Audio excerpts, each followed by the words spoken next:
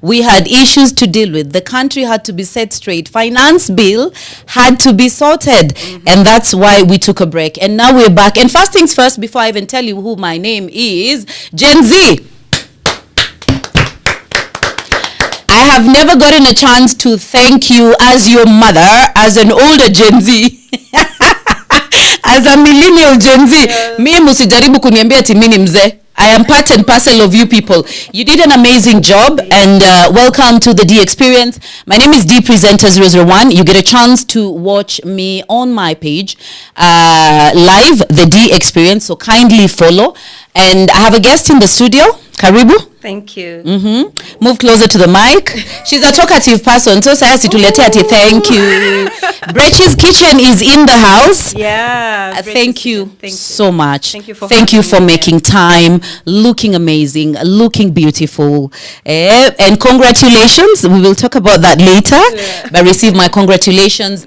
And today we're going to have a conversation. We're going to speak about Brechy's journey, where she started from, how she got into catering, and so many other things. But I know most women who saw the poster yesterday, most of you are waiting to hear her IVF journey. Yeah. And we know that people struggle.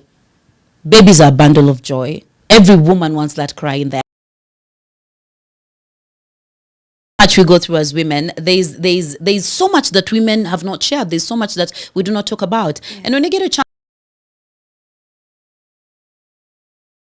where she's at, how she is psychologically, emotionally, what did it do to her?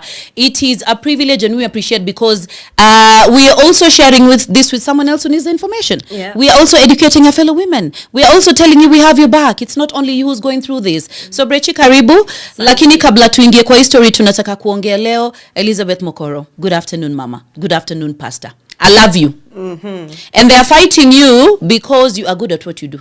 They're fighting you because you speak the truth. And earlier on, we're having a conversation, and you said, when you sugarcoat, you're a people's darling. You're a darling. When you say the truth, an enemy of vita itakuja. And I want to tell you something. If you're making a choice to start your own church, it doesn't have to be a building. You want to do your own online preaching. You want to give us your online teachings. I have space for you. I don't even need a cent from you. Nice. Let me know when you're in Nairobi. Let me know when you need to come and record. My team is here. They will assist you. You will keep preaching. Wachana na watu kule so yeah. Fighting you. Kule so yeah. Brechy, karibu. Brechy's Kitchen. Brechy. Let's start with the M-Pesa. My name is Brenda Ochieng. Yes. Kiki. But a lot of my family know me as Kiki, my friends Kiki or Brechy. And currently imekuja sana Brechy Kiki because now that is my company's name. Yes. And I'd say that's my brand name. All right. Yes. Born and raised where? Went to school where? Born in Siaya. All right. Raised in Siaya. I come from Alego Songa Nyadorera. Okay. Hapo ndio nyumbani. And then I went to school, primary, Nia Girls, and then Alwar Girls High School. And then sasa tukatoka nyumbani, we came to Nairobi, we joined campus, and then we started hustling. So ulikuja Nairobi ukishakuwa mkubwa? Yeah, I was That's model. I came in Nairobi just after Form 4. I think a year after Form 4. Yes. You came to visit a relative, or you came to school? I came to visit. I came to stay with a relative. My uncle, and you know, when you're, let me put it like this, like your relatives have younger kids, and there's this girl amemaliza shule. Of course, yes, auntie enda ushikilie mtoto hawajapata house girl. So that's how I got myself in Nairobi. Okay. So I came and I started staying with my mom's brother for a while, and then from there I just started to maneuver my way, and from college I got a job. Okay. Yeah. So I'm sorry to pry. How was life living at your uncle's? Bad. It was it is a bit shocking because from time to time we normally say saidi ya madhako ni watu wapoa. Watu sema saidi ya Buddha ndio. No, okay. Him as my uncle, he was okay. He's the best. Okay. He was a good. He's just a man that doesn't talk much. So someone else does the talking. Yes, I get so, you. So ukiwa na shida, you're scared of how. And then there's something the Gen Zs are doing that we didn't do that I wish I did do. Then you were not vocal. Speaking up. You know, like you can't. We couldn't even sit. Wezi kana place. Hakuna kitu tunaambiana. Akitoka kazini. Muna disappear bedroom ama jikoni. So that's how I lived. So there is that fear of ile kuogopa growing up that Gen Zs don't have now. I adore those kids. They are doing something that sisi tungekuwa nayo, maybe things would have been different. Yeah. Sorry. Just keeping up with my phone and seeing the comments and what have you. Yeah. I think I'm a millennial. But I think I was born with a bit of being a Gen Z. Thoga, this mouth. Me, I've been vocal since time immemorial. I'm those children that would speak. I would say. Not so many people are privileged then because kulikuwa na ile woga ya kupigwa. And then again, you've come to the city. You're living with a relative. Hapa nikiharibu nikileta mdomo yangu naenda kuishi wapi? Unarudi nyumbani. You're told, actually someone tells you, kama ukitaka kwenda college, lazima behave. Ukitaka kwenda college, labda uniongeleshe vizuri, then itaongelesha anko yako akupeleke college. You know such yes. Nipigie magoti, you know. So going to school is at her mercy, living there is at her mercy. Exactly. Everything is, if she decides otherwise, kimeumana. So and then you see you are the firstborn, and your mother is a widow. Amebaki nyumbani na kids. You're like, yes. I need your to siblings. Behave. Yes, I need to behave. I need to behave so that I can go to college. From college, I can get a job. You know, there's a mentality of nikimaliza shule napata kazi. Yes. So, na ni mimi nataka kuchange status yetu ushago. Yes. And so I had to behave. I had to really, really try my best. You literally had to obey this person. Yes. But somehow, pia the way umesema dogi kangen. Yes. There's a way pia. Itatoka tu. Yeah, you become a rebel. So ilifika mahali. Awe kwenda. So ikifika saa zingine kichwa yangu unapelekewa nyumbani Kiki we attack. Yes, kichwa yake ngumu. My mom would write a letter. That time there was no phones. Why are you doing this? Nyafina. Behave. You know. Ajui unapitia nini. Ajui. So from there, by the way, I didn't even stay there for long. They didn't take me to college though. You weren't good enough. You did not obey. No, I didn't obey. So nikatoka and then I started hustling, and I found my way to take myself to school. All right. Yes. And my first job was very, very first job. When I did my course and airs and ticket and tours and travel. Yes. And then I got a job with a travel agency as an intern. Then it only went for 6 months. Yes. But then Nakumat was coming up. Yeah. And they were looking for, there used to be, when M-Pesa just started.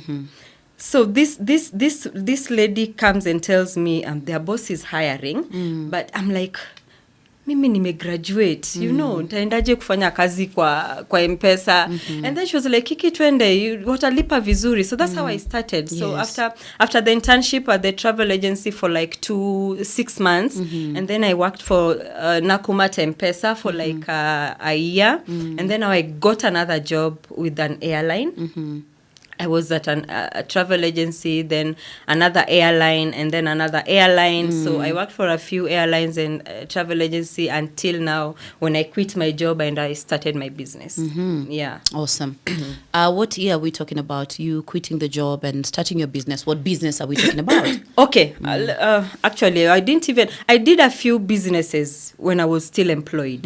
I used to go to, I remember my first business, I used to have a boutique at market stalls. Yes. And there's this guy I used to date that time, Dan. He'll tell me, you know, you can do you can do so much. You don't just have to be in the business in being employed. Yes. So when I opened my shop at market stalls, I went to China by myself. All right. I didn't know, your kichwa ngumu. Yes. So this is what happens, and I see it even now. Women had to spendi kusaidiana. Sometimes you have to find your way. Because you come to me and ask, hiyo nywele yako imetoka wapi? Hata sijui kazini yangu ndio aliniletea. Yes, we like that. So you at the market stall, the first time the clothes I used to sell nilikuwa natoa Uganda. But you see, you're not like, whatever you're selling is not what others are selling. Yes. But when you approach these people, wanakwambia kwenda China ni ngumu, kwenda Dubai ni ngumu, utaingia aje. And then I was this small girl, I was very tiny. So one day, because I was working with the airline, I booked my ticket. And I went to China, nikapotea. I didn't even know how exchanging money and how to maneuver. Yes. But I made my way and I came back. Without having anyone that was waiting for you there. No one. And it's the same thing I did when I went to Dubai. So when you went to China, what were you going? What took you to China? I went to buy handbags and clothes. That's what I was. Now you've graduated from Uganda. Ndege mpaka nini? Ndege mpaka China na nilileta mzigo. I had a whole pickup. Yes. I think nilikuwa tu na hiyo damu ya biashara for a very long time ago. But now being employed and running a business, na umeandika mtu, you have to make a choice. Yes, and so unfortunately my business went down completely. And then when my business went down, the person I was dating, we also broke up. And I remember at that time I was about 8 months pregnant. Yes. So when we broke up, we had a fight and iyo kushtuka. So that is, I had to be rushed to the hospital. And 2 days later, you wake up, you're told the baby is, you pushed a dead child. Because I think, so after that, that is when now complications of my pregnancy started. Let me take you back a little bit. Let us talk about Brechy's Kitchen. Let's talk about your journey into business. Because why? So many young people engulfed, or rather they are stuck to 8 to 5. Mi nataka kuandikwa job. Mi mpaka nifanye job kwa ofisi. Mi nikitoka shule nataka kuvaa heels na sijui nini. So let us do inazunguka. Let us do the Brechy's Kitchen journey just a little bit to encourage someone who, yes, one, they know how to cook, two, they really want to do this, but what they want is waiting for that mbaba. Nikipata mbaba ako na chapa, nipatie pesa nifungue hoteli kubwa. Hawako. Let me tell you something. Kufungua hoteli kubwa, doing catering, yes, running catering business, and running a hotel, yes, are like oil and water. Yes. They don't match. People think it's the same thing. You having a catering business, yes, you go to events, you hire chefs, yes, and you running a business, a hotel business, are two different things. Two different things. Trust me, if you give me a hotel today, you'll fail. I will fail. I will flop. Yes, because it's not in me. Business, and then I started the relationship. Then I started downgrading because life has gone down. I love that you accepted life has changed and I have to move. Some people will wait for auctioneers all in the name of watu watasema nini. No. Ndio wewe umetoka kile Tasia to a single room. Ndio, and I stayed there for a while and I used to hawk. Then I started hawking earrings. And sim. Yes. I would make and sell and I would walk kutoka Tasia to Nyayo because hakuna fare. Yes. Then sasa from Nyayo to Tao unapanda mat. Then from town to Westlands.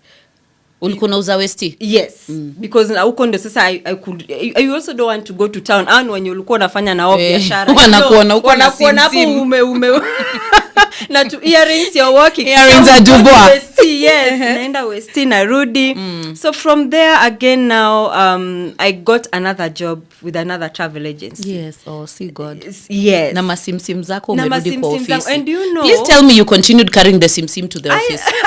I could You see Za chai. the way you used to, the way umesema mdomo. So one day I'm in the supermarket. Yes. And there's this foreigner. She's trying to figure out what is what, because our things, they're written in Kenyan language. Yes. So anajaribu kuuliza the waiter, the supermarket attendant.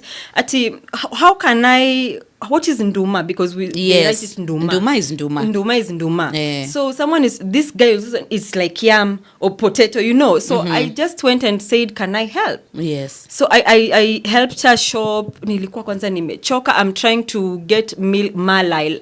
Hiyo ndio unaenda kukula after umetoka hoki. Yes, na ugali. Yes. So I told her everything that she needed, and then she asked me my name, what do I do? And then she told me, I have a position for you. Come to my office at Yaya Center. Wow. Yes. And that is how I was employed. So I got employed. I was there for...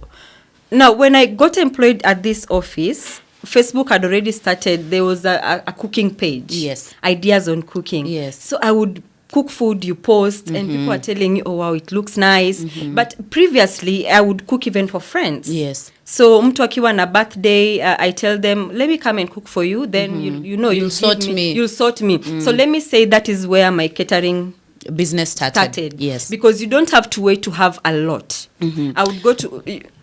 Now that you're back into the office, are you tempted to go back to Kileleshwa, or you still okay at Tasia? I was still okay at Tasia. Yes. But not because of the distance. Yes. I moved from Tasia to Kawangware. Okay. Where are the offices?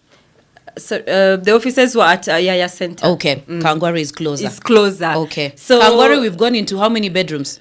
2. Good. I was so happy.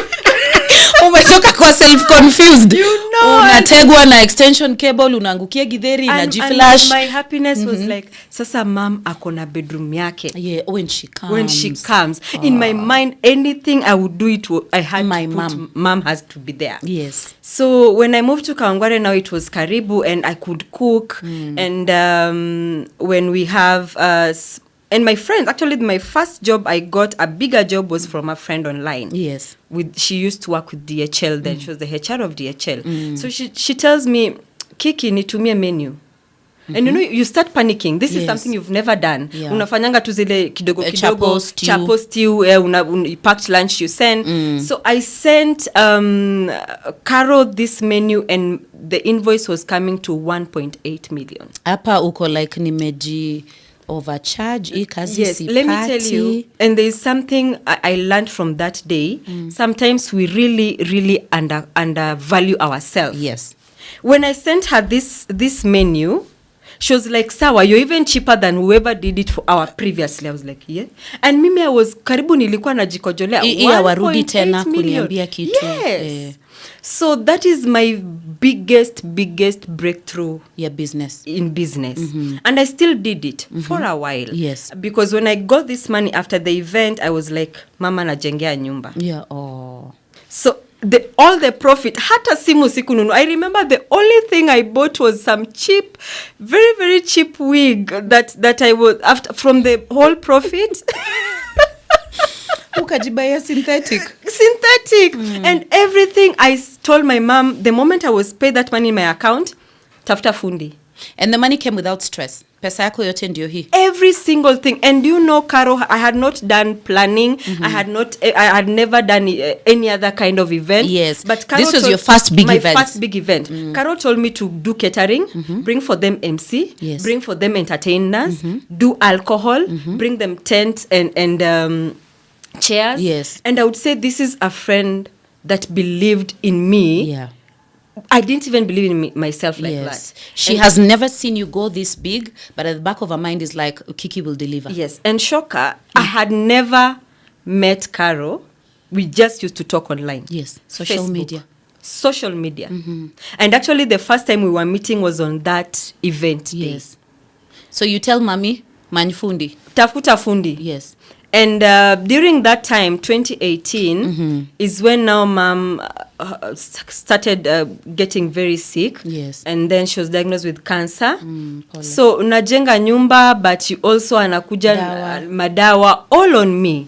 So it was kind of very slow. 2018 was very slow in business. And then, but I still kept pushing because you see, I have business and I'm still employed. Okay. Saiko. Yeah. You know. Hata ikiwa mbaya sana, you don't go rock bottom. Sitaenda rock bottom because salary ikikuja italipa rent. Yes. Salary ikikuja italipa insurance ya mom. Yes. You know.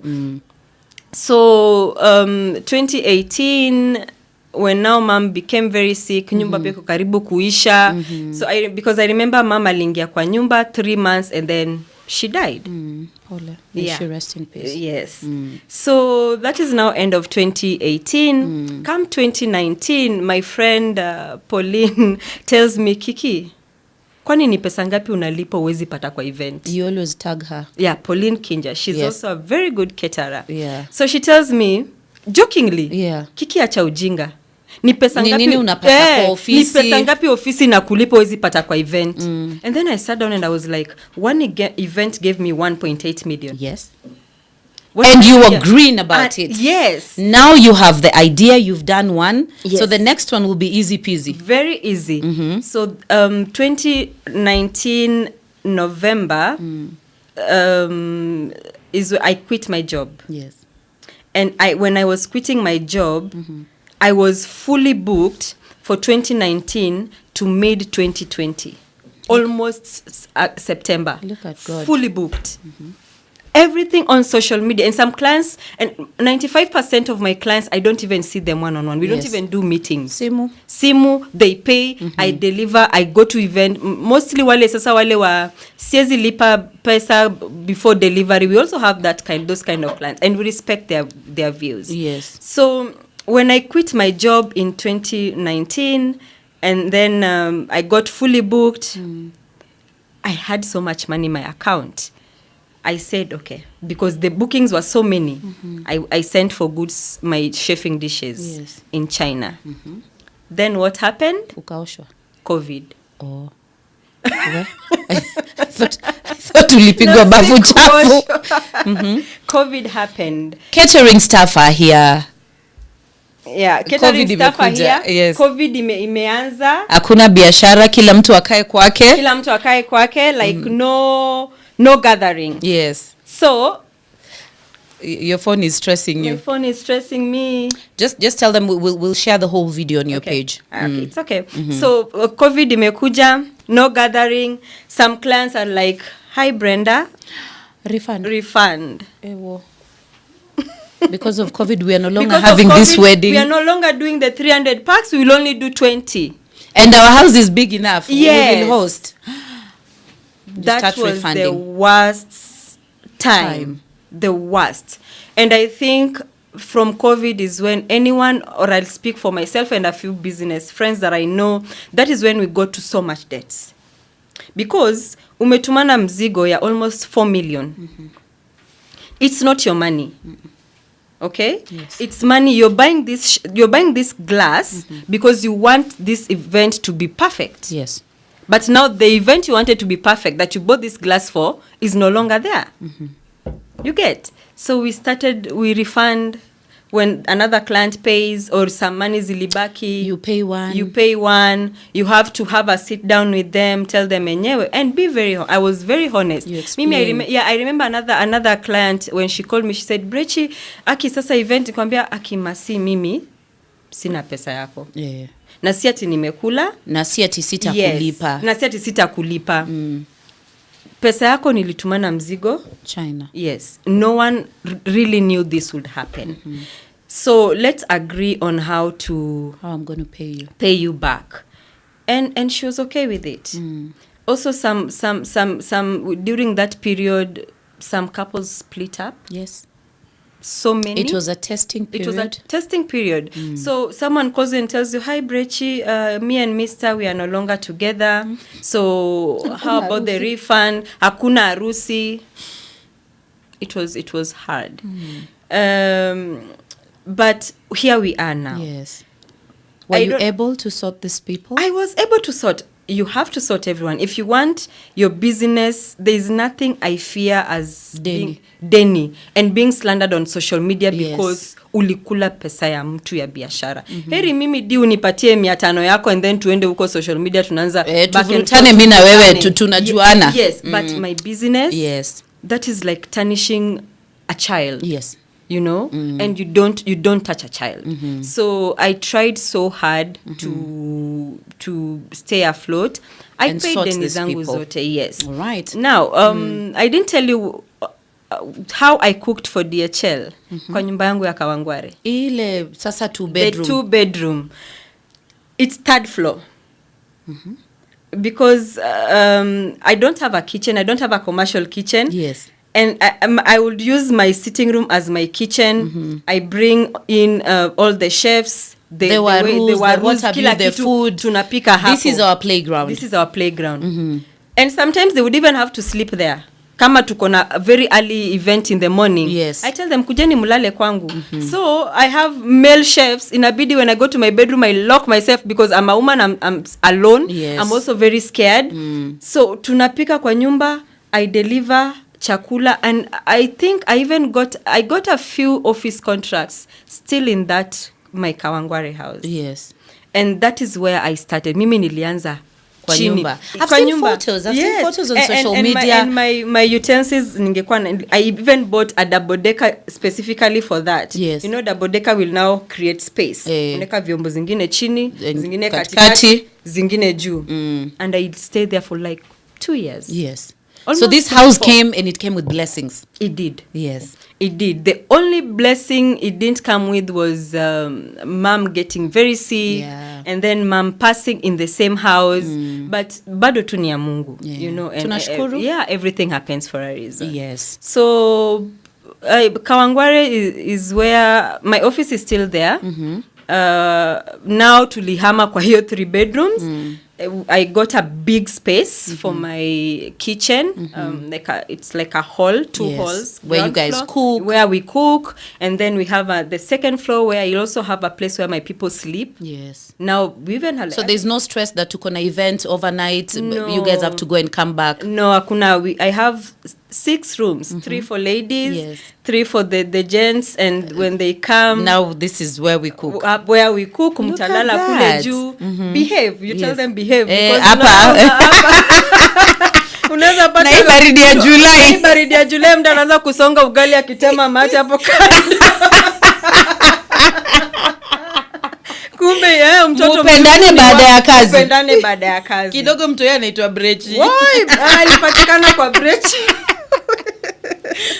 Oh my goodness, I'm so proud of you. Thank you. That is awesome. That's a beautiful journey. Thank I'm you. sure the young people out there mumesikia uko na talent ya kupika unaweza. Wacha kungojea until I leave and have a place I don't know in Lavington and where. Start from that space you're in.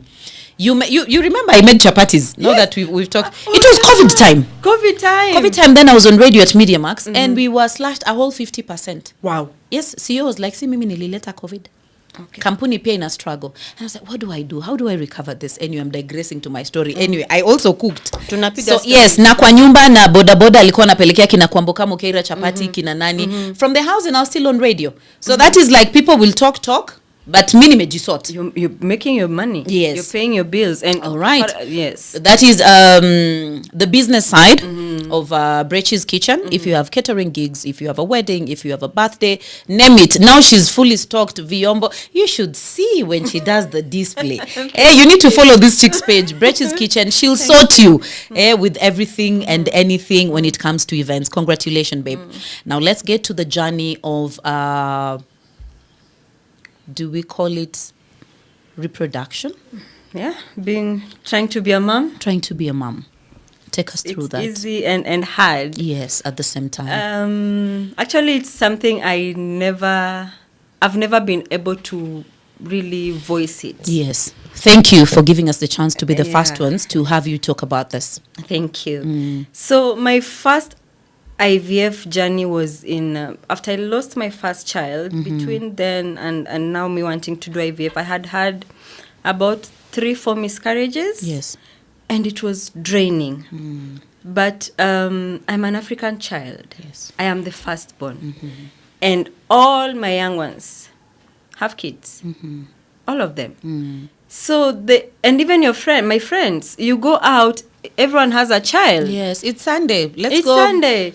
And someone people come with their totos.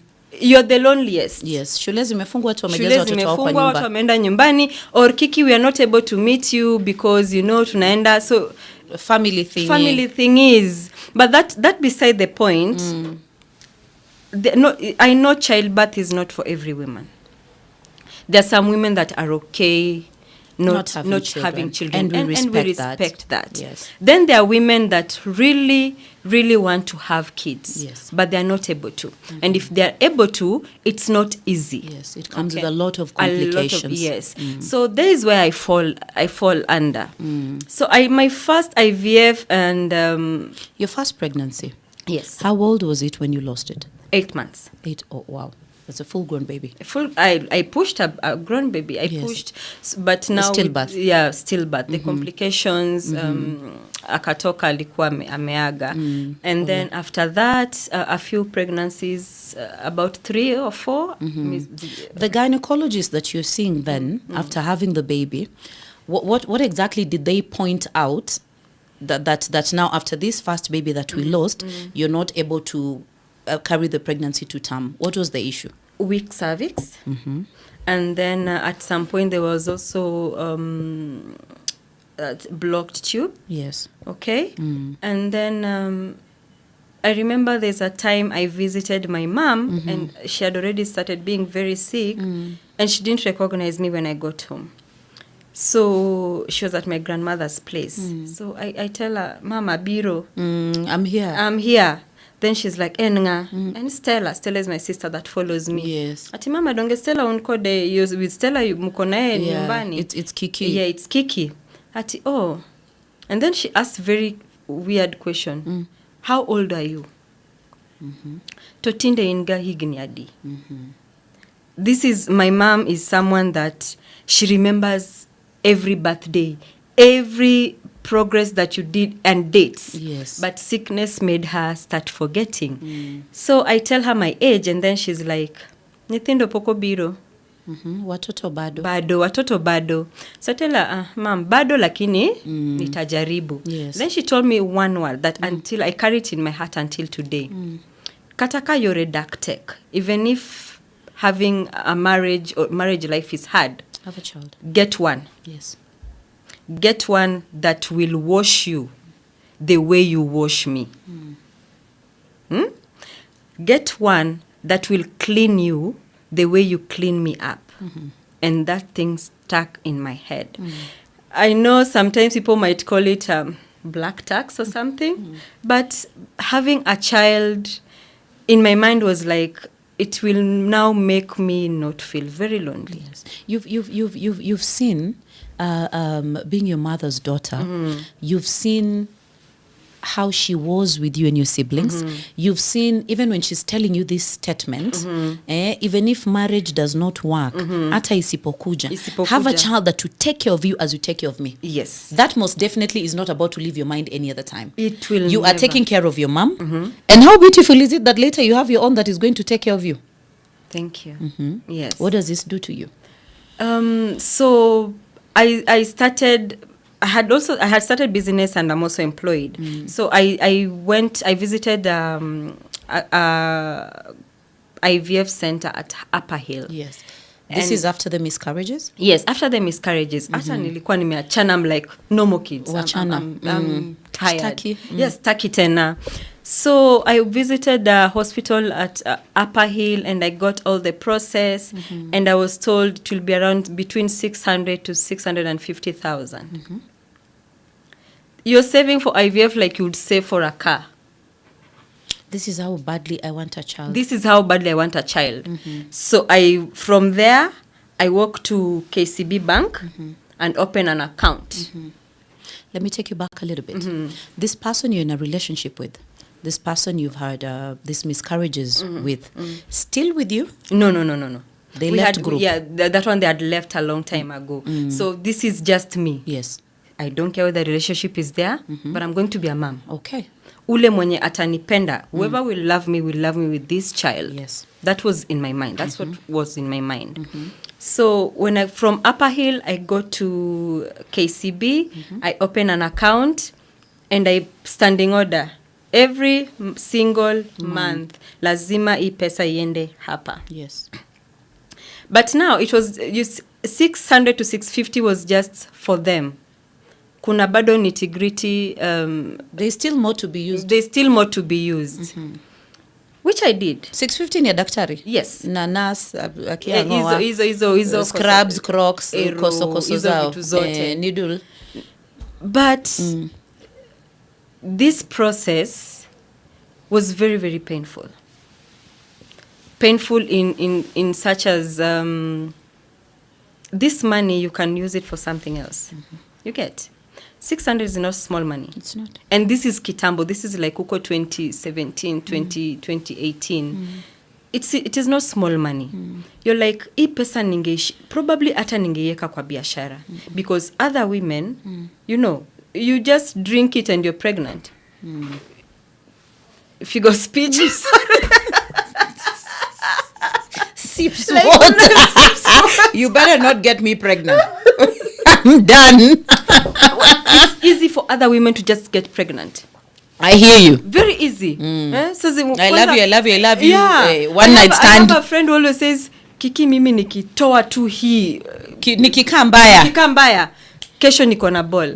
And then you're like, how? Why am I going through this? How? Why do I need to put this much money? Yes.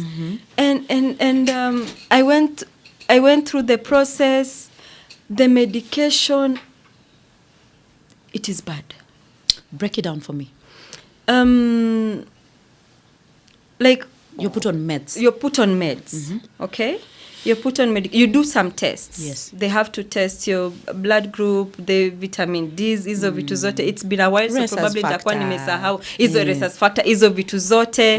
And then when now you're okay, no, after when then they do the process. So who's this supplier of ginene? The doctor, they do. They advise you. They get. They choose for you a donor. Yes. Sasa hata ukipata mtoi muindi, but now ukibira nayo. I have no issues with unaweza hata enda na your donor. Oh. Yes. Okay. You can also ama hata umefika hapo unakuta doc unamwambia ni aje. He likes you. Because there are some couples that also are not able to conceive normal ways. So the doctor is going to match to match you with someone after doing the test and seeing everything they need, and then they look for, let's say, Mr. X, check out and compatible. Yes. Okay. Vitu mingi sana. We'll get a gyna soon. He'll come and explain to us this thing. Yeah, akuja explain so that anakuja. Kuna vile mimi nitakuwa nimesahau. Anakuja. I'm doing a series with a gynecologist. Okay. I'll let you guys know. Okay. So this will be broken down nicely. Excuse me and Kiki, tutawaambia ile kitu tunajua na yeye atasema ile kitu ilifanyika. What to believe daktari. Tunaweza kwa tumesahau zingine. So my process, I would say it drained me mostly mentally. And that is where I started now having a little bit of depression, stress. And also it made me question God. Because why me? Why me? A woman is brought to the world to be a mother. Yes. Naturally. As much as kuna tu wengine sasa baadaye they will feel like they can't have kids or they don't want to have kids. Naturally a woman wants to be a mother. Yes. Yeah. So after all that process, I went through it. How long did this process take? How long were you on medication? About 6 months. Okay. So every other day? Yeah, every other day. And for me, it's also because in between I would backslide kidogo. My mom was also in you're taking care of mom. I'm taking care of my mom. But I tried my best to stick to whatever. To routine. So after the insemination, my first IVF, it was successful. All right. Yes. And I was so happy. The morning sickness. Now the morning sickness, and now you remember your body after zile madawa zote umedungwa, your body, and there's nothing as complicated as a woman's body. Very complicated. 1 minute you're okay, Yes. the next you're not, and even with the medication I would still feel like I am pregnant and I am not. Nauseating, nimekonda. 1 minute I have added so much weight, face breakouts, all Yes. those. So it got successful. I became pregnant, and in the second month, going to third, I had ectopic pregnancy. Yes. It's like, I don't want to put it like I've wasted money. We But I don't have want to go wasted there. money. In real sense. Yes. Yes. Because you're doing it for a good cause. You wanted this. I mean, success was already here. The moment I was told, the moment I tested and it was positive. Nilikuwa biashara street. Una shop. I am shopping. As in, I would just get to a shop and admire the I don't know, something with socks and women. The tiny socks. I'm like, ow. Tell me more.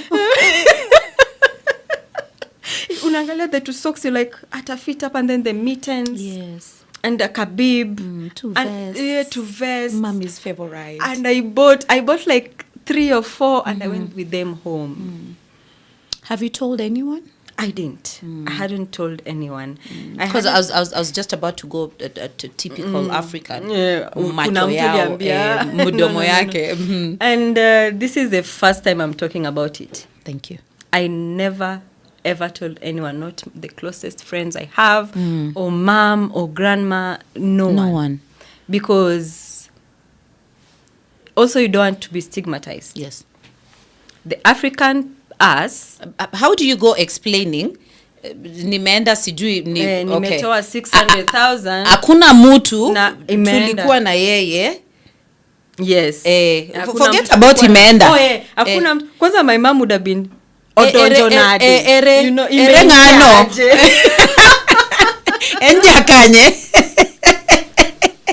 Ungeanza kwanza kuexplain ulete shemeji tumuone. So first there is the problem. How do you start communicating to Danny and mom na the hospital na chulo negi keto na ango, you know, for them. I never did. Yes. I went to Nairobi Women's Hospital. Nikamaliziwa 1 week. The next I was at work and no one ever heard about it. What did this do to you mentally? It ruined me. Yes. And I couldn't sleep for so many months. And I remember there's a time I had even, around that time, I would tell my now friends on social media that I'm having insomnia. And I think someone even made fun of me. Nani huyu anasema taizi lala like 3 days. My friend, you can stay for 1 week without sleeping. Because again with us, what is insomnia? Hii ni ugonjwa ya wazungu. Huyu anatuambia nini? Kamata kitu, Brechy. Nikitoka job, Yes. I would sit in darkness. So you're torn between mourning a child and losing this much money. You've lost both. You've lost both. There is nothing as painful as that. On the other side, you have a sick mother. Hii pesa ingemsaidia hospitali. It would have helped my mom in hospital, you know. So I let it go and life ikaendelea. And then now I had to take mom in juu sasa ugonjwa wake ilikuwa imezidi and she should go for chemotherapy Back and forth. So ikatulia. But now between that time mom getting sick at my house, I had not given up. You know. You went back. I went back To the IVF. Yes. And pumped how much? Another 600. Euro. So, you know, my mom's sickness, her getting so sick and dying was in a span of like a month or 2 months. Hapo ili enda haraka sana. But I knew in my mind, mama atapona. Yes. So, alikuwa, you know, and there's something about death. It promises you imeenda. Ako sawa mpaka she's amekula. feeding. My sisters will come in the house, they are dancing, you know. A mom was an entertainer. Atakapa nawapigia story, I'm like, huyu amepona. Thank God. Narudi IVF. I pumped. Unarudi IVF kwa wale watu wako Upper Hill? No. Now I went to another place. Okay? I went to another place. I did again the same procedure. And then now mom died, so I had to stop it a bit. Okay. So mom died, I think August. And then mimi nikaenda nika inseminatiwa around September, October, November. And I really, really waited. For positive. Yeah, I really never did. And then now the second one, I approached my grandma. But now there's a way you put it. Ukujitunde. There's a way you put it. Design. Unakuja na design. Kambia, Dani, asetemo.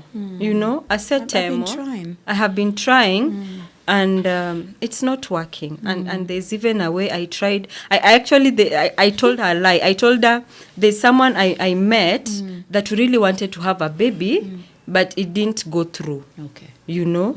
And at least you brought the human into and there was a man. And Dana was like, my grandma is like me. And no matter, hata akipata mtoto wake anaiba, hakuiba. Bas. Huyo haezi kuwa ni wangu. Si mtoto wangu. So this is what my grandma told me. Labda ni yeye haezi. Wewe uko sawa. Your mother was very fertile. Yes. Ni huyo mtu. Wachana na yeye. Wachana na yeye. Kwao kuna shida. Kwanza ni mkabila gani? I picked out a tribe, wachana nao, you know. So I let it be at that. Nikachana nayo kabisa. Then one day, what were these guys in that clinic telling you? Hapa kulikuwa hakuna hata test. No, we still did the test. Oh yeah? We still were they still encouraging you that this is going to be fine? Yes. It takes time. Yes. Other people differ. People differ. But now you know what, someone in business is someone in business. Yes. I will convince you to buy my chapatis. Hata nikijua ni ngumu kama ile inaitwa kale ka kitu mnarusha. Enda uweke kwa microwave. Enda uweke kwa microwave itakuwa soft.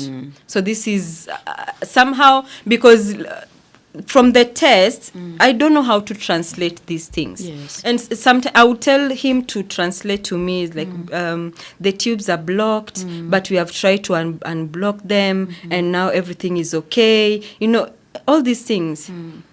Also, I'm vulnerable. I am alone. Yes. You're just from mourning. Yes. I am alone, and then I have no one to help me translate. Okay. You see, if I go with a friend, who's a doctor, who is a doctor, or even tu mtu wa mdomo kama wewe, you'll be like, good tuambie ukweli, you know. Where tusomei kitu. But all these things I was doing alone. Yes. And I don't know whether I want to call it I was so naive or I just didn't. I was so... You really wanted this thing bad. This thing so bad that I didn't really put my mind into it. Or want to know mimi najua to I've been promised. Yes. You know, I'm also a business person. Yes. I want to tell you. I think 600 na hii kitu isikuwe success. So if the other one was successful and it was an ectopic pregnancy, if I get this one, mimi naanza bed rest. Yes. Actually that is what was running in my mind. Mimi ile siku nitashika hiyo mimba itaingia, naandika barua kazi. I will sleep. I will just be home. Yes, I will rest. But you plan, and God has already planned his ways. So it didn't work. It didn't work. So that 600 went like that. Then now I told my grandma, akasema shida ni huyo. You know, ni kwao. So, ni kwao. So just December of 2018, that's when now it wasn't working. It's a wrap. I said I can still be a mother. You don't have to be a mother that you Just birthed. biological, Yes, because biological. I carried these babies. Yes. But my sisters have adorable kids, and I think everyone would see, even you've seen them. I've actually met your daughter. Yes, you have. So I'm like, my sister's kids, they are my kids. And where I come from, When mom, they Mama don't call me mkubwa. auntie. Yeah, mama mkubwa. So I am still mom, and I'm still mom to these kids, and that is where I had already put my life, Yes, my mind into it. This is what it will, how it will be. Then my mom's sister also adopted a child.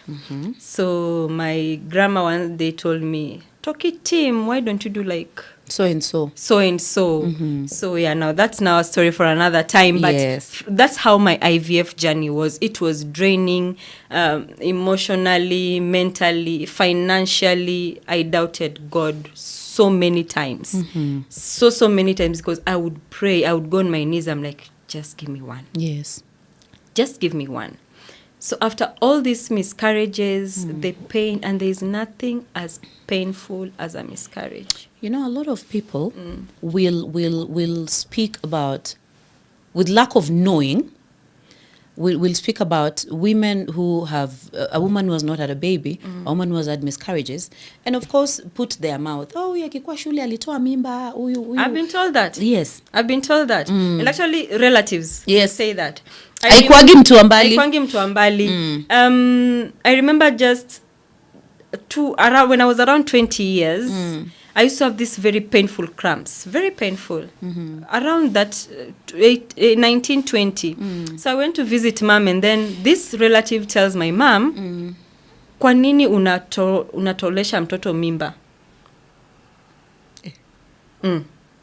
Kwa nini unatolesha hizo mimba zote, akienda town akirudi huwa anakuja, because in their mind anytime you're coming to visit your mother, umetoka kwa msee, kuna there's a sugar daddy in town that has made you pregnant, so you've come to be sorted. Yes, go back to base. Yes, that's a stigma, and I think that's a lot of people, women, I would say, even me, for so long, and I would say until the day you called me, I was so scared of speaking about this. Because of stigma. People will use it against you. I know they will one day. Here too on this social media. Same people, you know, same people you laugh with. Yes. They will tell you, unaniambia nini na uwezi za. I've had friends, I've given an opinion about maybe, you see how I was brought up. There's a way I wouldn't want a child to behave. Maybe I'm my mother's child. Growing up, mtoto hangekuja tu ashike simu yako. Aje, you know. Macho tu kwanza. Yes, and I grew up like that. Yes. So if I come to your house, D, and then your child is like grabbing my phone. You're a mother. Yes, I will be like, kwa nini unacha mtoto ashike simu za wageni? Yes. It's not nice. Yes. I told a friend of mine like that once, akaniambia, Kiki, ni vile ujaza. Oh Lord.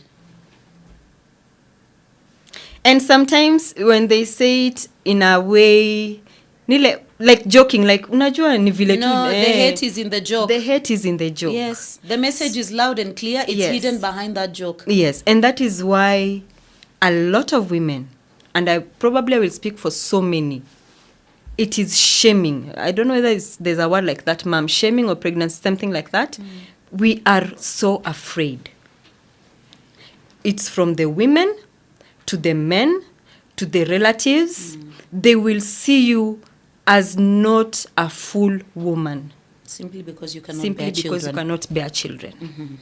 But now, someone like me, I can get pregnant. Maybe I can. But I'm even wondering, will it get to term? Because all those miscarriages, ata mwili inachoka. You know, your body becomes... From the mind to your body. Yes. To... And then you see, this is not only having the miscarriages. This is also, you're a human being. Your mind would go like, God, why didn't you give me a hint that this thing is not going to be possible? Ningekuwa nimepampi pesa kwa biashara. Ningekuwa nimebuy moti. Ningekuwa nime... Yes. I asked that because you're human, and most definitely that will come into your mind. Mimi ningekuwa naendesha gari kubwa sana. That's a lot of money. You put it, if you can save 600 mara mbili. You can do it even 4 times. Yes. Now when the DTW and you say I want this. Nitoleni machine. Fungieni nifungieni ile. Nifungieni bebe. You know? Yes. So many people are very, very afraid. And there's a page on Facebook, Waiting Wombs. It's for women that have done IVF, or they're planning to, or they're waiting to have a child. You will always read, post for me, anonymous. I don't want my relatives to know. Yes. I don't want people around me to know. And even people so close to you, when you comment something. I remember when Amber came into my life, and then a friend told me. For people who do not know, who's Amber? Amber is my baby. Yes. My baby girl. She's 4. Yes. Know it all. She's the queen of chair lady of the house. Lady of the house. So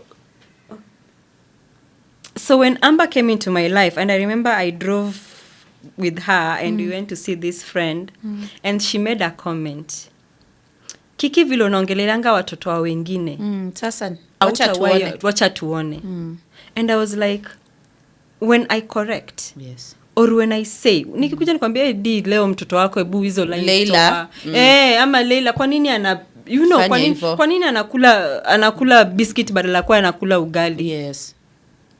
I'm just being a very concerned auntie. You know? Vile unaongeleleanga watoto wengine, au utawaiongelelea mwingine tena. And this is someone you call a friend. We're not in your house. We're not in my house. Yes. So we're not in your house. We're not in my house. Yes. So nimetandika, amefanya makosa, you just take a slippers. And you always shared. I've always shared. You know, kama hataki kukula, you've put them at a corner, discipline corner, and though happy ukimweka kwa corner, anasema this is a very favorite place to be. Anakwambia auntie ni nini, you know. So I have tried to be a mom. Yes. And you are the firstborn. You've brought up your siblings. Because even my youngest brother came to stay with me in Kawangware, and he started going to Kawangware Primary School at 6 years. Yes. I've literally brought that boy up. Kamerefuka saizi, he even has a wife and a child. So the fact that you haven't carried to term and given birth to does not mean you I don't know how things. to be a mother. Yes. I don't know. And even when my son came, Aslan, that's his name. Mandamano wa dada. Even when Aslan came, I got so much backlash in my inbox. So much on social media. The love and the hate in equal measures. Yes. Okay? And I remember there's this comment that a lady said, I think I always post short videos, and I would post when he's sleeping just in front of the screen. No, I remember, let me take you back a bit. I remember Mother's Day. And your daughter brought you a vase with a feather. Yes. And another one came with a comment from hell. Yes. And he said, a man. He said, I have trained the child. I hadn't. That day, the kids in our compound where we stay, they were having flowers. Mother's Day. So I think when she picked it from kule chini wakicheza, she came to... Let me go give mom something. So she gave me all her toys. Of course, they were taken back. Yes. They were taken back. But, yes...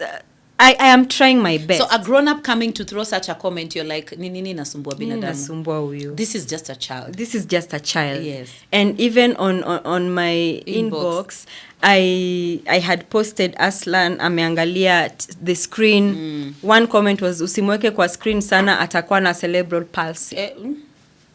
Social media parents, hello. But naambia, I've just posted something.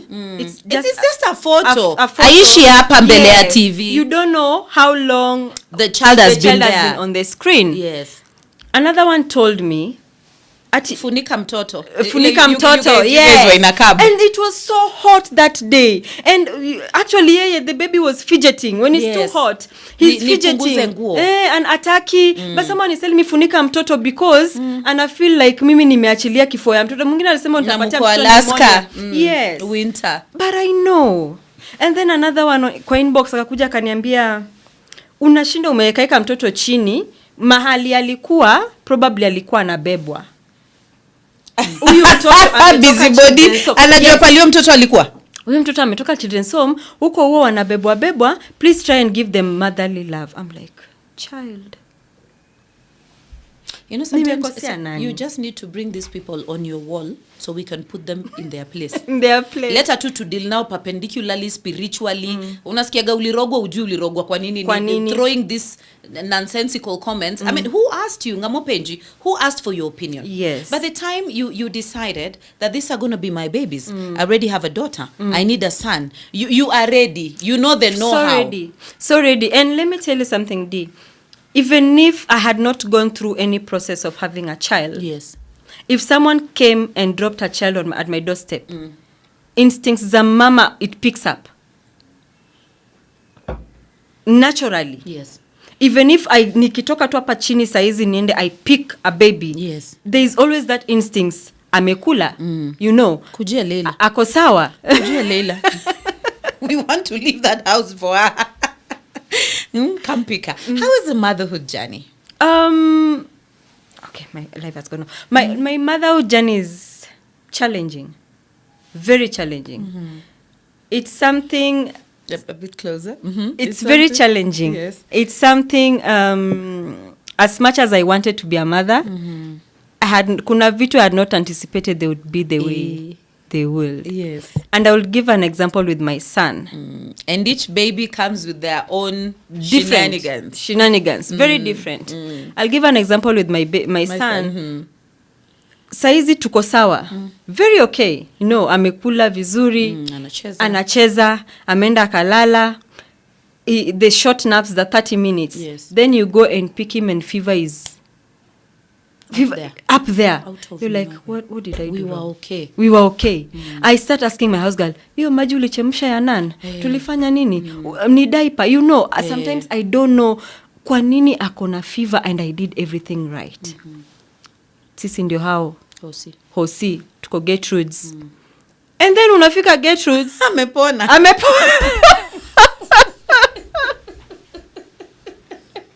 Anangoja tu saa zile you've made the payment. You're like, sasa hii pesa ningeenda nijaze fridge na chakula. You know. We get to Dr. Malavu with Leila. She's not okay. Leila, the doctor is ready tunaingia. Atari. She's not calling it Atari. Atari. What was the problem? What was the problem? You try to explain and Doki is looking at you like, mtu yuko sawa.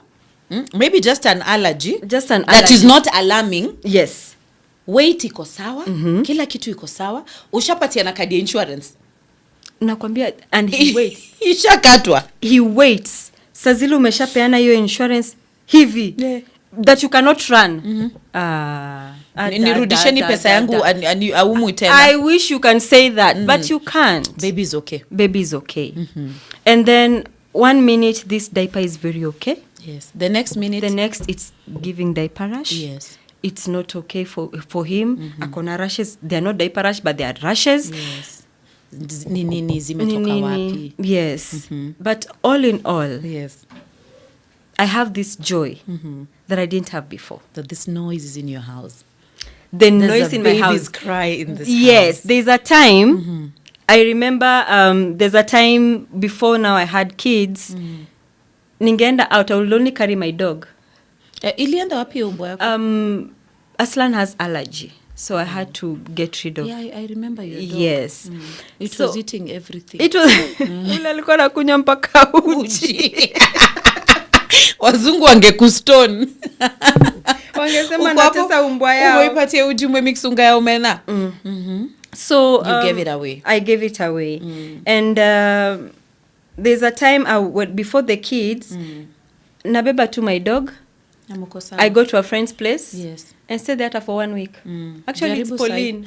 Pauline Kinja. I go to Pauline Kinja, and sometimes she would come and pick me up. There's a time I was so sick. I had very bad. 2022 was a very worst year for me with depression. Yes. And I was suicidal.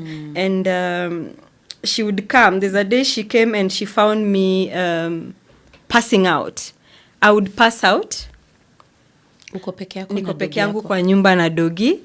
or if I don't pass out, mkojo inapita tu. That was 2022. Yes. I was so depressed. So Pauline would come. She has dropped me from her place. She's bringing me to my place. Tunafika. I've already, and also you can't heal in the same environment you became sick. Yes. So nitafika hapo, then I'm like, I see my house and I just start peeing on myself. Pauline will carry my dog in one hand and my handbag in one hand. Kiki turudi kwangu. This is the same house that mom passed in? No. Okay. I had already moved. All right. I was already now staying Langata. So I stayed there for a while. And still, it was still very lonely. Yes. Just me and my dog. And now I was near my friends and they would come and visit me. And you disappear for a week. I would disappear for a week. How is it now? And nikitoka job, before, I would be like, leo tunaenda wapi? Yes. You know? Mpango iko wapi? But not anymore. Yes. In fact, saizi, as much as I do a lot of my cocktails you have seen, yes, I will weigh between buying naan and buying rum. Buying diaper and buying your concoctions for mixing. But you see, before, actually I love myself and I love my life and I always want very good things for myself. Yes, soft life is paramount.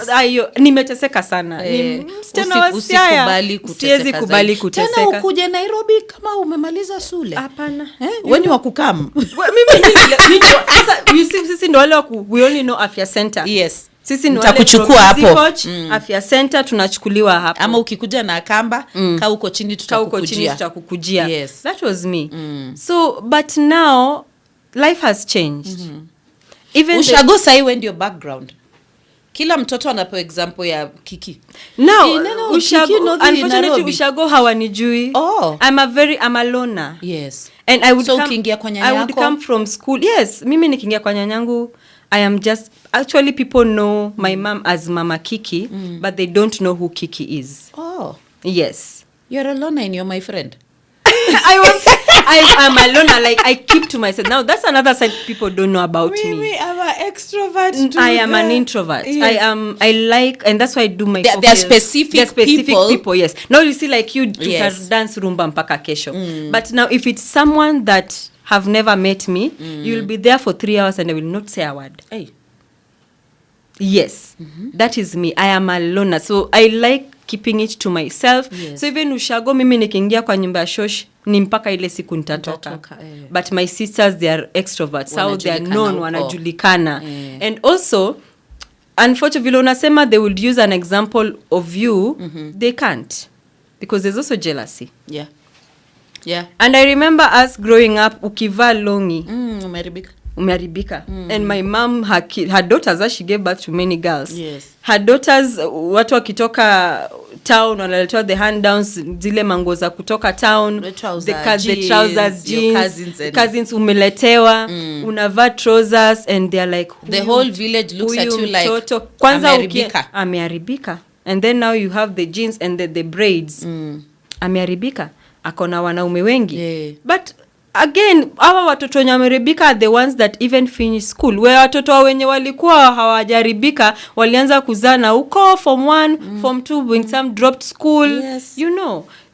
So as much as nitasema nimetoka ushago, mimi from school it was used to be school, home, school. Yeah. And also, I would say it's because of my mother. I am the firstborn. Mom akikutuma dukani, she would, let's say she has sent you for bread. Yes. She would put water and milk. You know that how long that thing takes? Yes. Hiyo maziwa isimwagike. Hujafika na mkate. Na niwe unapika hiyo child. But she has put it for you.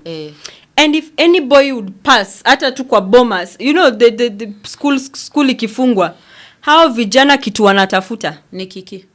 Wakikupatia, enda na wao. Ile, my mom used to say, ile kitu unatafuta utapata. Na ukipata, usirudi hapa. So that's how I lived. So I don't even have one single friend back in Shags. I have friends from school. Yes. And those are my friends until now. But back in Shags ati twende tuchote maji. Hakuna. Endo chote maji peke yako. na urudi. Yes. That was mom. That's Hakuna kitu inakuuma hapa. Kaa hapa. That's how I lived. Yeah. All right. If I could give you a few minutes to speak to someone who's maybe going through what you went through right now, and someone who has plans and wants to take that journey, the IVF journey, what would you tell them? I don't want to be a disappointment. But when you go there, don't be so... Okay, you really want to be a mother. So as much as you're going with an open mind, have a 50% chance in your brain that this might not work. I'm not saying this to make you feel like you're wasting your time or you're wasting your money, but it will save you from so much heartache when now you go and try it and then it doesn't work. Yes, just have an open mind. I think that's the word I was looking for. Yes. Have an open mind. It can or cannot happen. You know, yeah. All right. So be open about it. Anything is possible. Anything is possible. Brechy, Kiki is not saying that since hers was not a success story, yours will not be. Yeah. No. Everyone has a different story. Yeah. So when you go there, we wish you well. We wish you well. And to the society, it is God that gives children. You have absolute no reason to look down upon a woman who cannot have children. Today you have children. Today you're here. Tomorrow is God who knows better. Yeah. This woman who you constantly taunted on social media, whom you constantly called a barren, whom you constantly called all names, you never know. You never know. That tomorrow your children might end up in her hands. She might be their teacher. She might be the person who gets to take care of your children when you're not here. Or even when you're here, Even when you're here. God has a way of dealing with people. Exactly. This woman that you taunted and tainted and called names and what have you will be the last person God has blessed. Huyu ndio atakusaidia. True. Everybody else that you knew that would help you before would not be there. This particular person that you talked down upon is a person that will be there to help you. Let us embrace each other. Let us love each other. Like our parents used to say, watoto ni wa kila mtu. You know? Yeah. So let's go back to the days where I would mess up and Mama Kiki would start dealing with me. From barabara. Nikiletwa. Mama yangu akiningojea. Naye pia kuchapa. Naye pia akunyoroshe. Na fadhia kuja jioni. Kwanza ngoja babako arudi. You know? Let us raise children in the communal way that we were raised. Yeah. When someone corrects your child, they have nothing against your child. They have nothing.